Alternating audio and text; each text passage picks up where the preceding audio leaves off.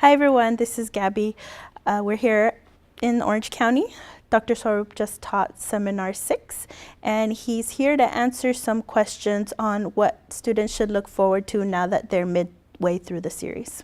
So what did you teach today? This weekend seminar was Seminar 6, and we went over topics dealing with molar extraction, differential horizontal growth, the mandible relative to the maxilla.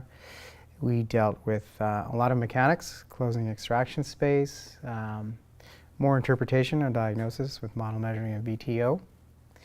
And we also dealt with describing the differences between keyhole loops and T-loops and things associated with that. So it was a good seminar. Good seminar. What do students struggle most with at this seminar? I think at this seminar, we still have some doctors that are struggling, perhaps getting cases started, although not too bad of a situation with that. I think definitely connecting everything, having everything connected with a framework from records processing to diagnosing with dental CAD and SmileStream, and then how to actually start doing this in the mouth. So we tried connecting that framework quite a bit, from dental CAD and the software to the appliance design and how we're actually going to do things in the mouth, even though the computer is representing what we should be doing in the mouth. How do we actually do that on a patient clinically? What do you recommend for students who haven't started cases? What I recommend for students who haven't started cases is just start looking. Every single patient they see in their clinic is a potential patient. We also went over in this seminar a lot of indications for orthodontic treatment, specifically phase 1. And there's many reasons and many indications to start orthodontic treatment, and it's just a matter of remembering that and actually start talking to the patients actively about orthodontic benefits that they can have. So the patients are there, we just need to go find them a little bit better and start getting people motivated. Do you remember when you were at Seminar 6? I remember, it's been a while, but yeah, I remember What when I was it like for you? It was confusing. Just a lot of information that you spend over 4 days. It's exhausting. It's a tiring 4 days.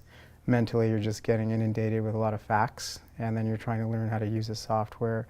So it's, in a sense, sensory overload and information overload that technically we're supposed to take back to our clinics the next week, and that becomes a challenge because we're busy. We're all general dentists. We're, torn apart in 20 different directions at the same time.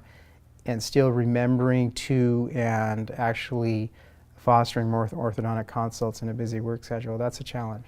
So what's your recommendation for students to be successful?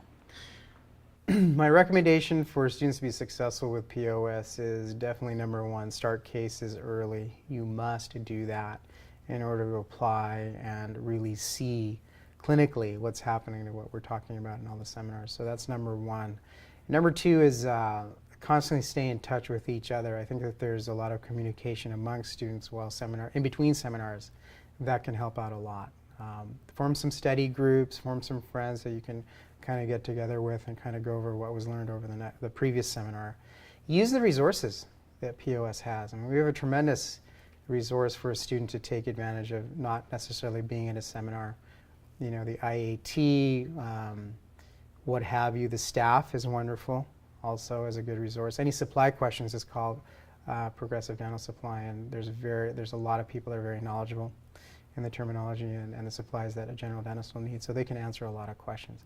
Basically ask, go seek your information and get it. And then once you have the information, start using it in your clinic every day. So I think really the formula to success is being an active student and learning and then applying it on clinical cases. So what are some of the common questions you get from students and grads? I think the common questions or concerns from current students and previous grads is, the concern is being a general dentist doing orthodontics, and how is that logistically possible, and are we learning enough to be at the level that an orthodontist is? And I frankly tell them, with the amount of information and the scrutiny that we go under with our records and our diagnosis, that we are well above the standard of care in the orthodontic profession and your local orthodontic community. So I try to enforce to the student and the grad that the amount of effort, or the amount of information rather, that we're asking each doctor to acquire and process and understand will keep everybody's orthodontic care well above the standard of care in the orthodontic specialty. All right, thanks, Dr. Swaroop. welcome. This has been very informative. I hope you guys found so too. If you have any questions, just give us a call. We're here at the office. Absolutely. We're all here to help.